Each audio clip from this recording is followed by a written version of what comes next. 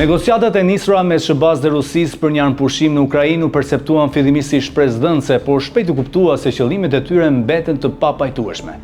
Ndërkohë janë paraqitur disa plane paqe për fshirë një propozim evropian dhe një tjetër nga presidenti Trump. Plani më i fundit, i njohur si plani Kellogg, përshkruar nga i dërguari i Shtëpisë së Bardhë, sugjeron një ndarje të përkohshme të territorit të Ukrainës në 3 zona.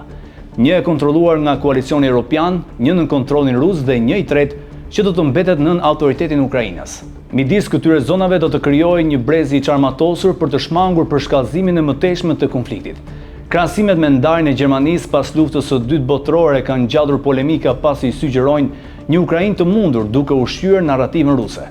Por Kellogg më vonë sqaroi se nuk ishte një ndarje territoriale, por një ndarje përgjithësive të një force ndërkombëtare.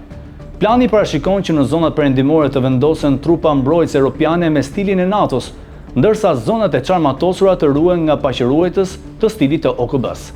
Aktualisht, as Rusia dhe as Ukraina nuk e pranojnë planin. Moska e quan një pushtim, ndërsa Kievi refuzon çdo kompromis i sovranitetin e vet. Megjithatë, nga këndvështrimi ushtarak, ai shihet si baza më realiste për të nisur një dialog që synon një armpushim, por jo paqe të plotë. Kjo do të jepte kohë Kievit që të çonte drejt një ndarje të përkohshme që mund të garantojë mbështetjen e perëndimit dhe kontroll të qëndrueshëm mbi të gjithë territoret e saj.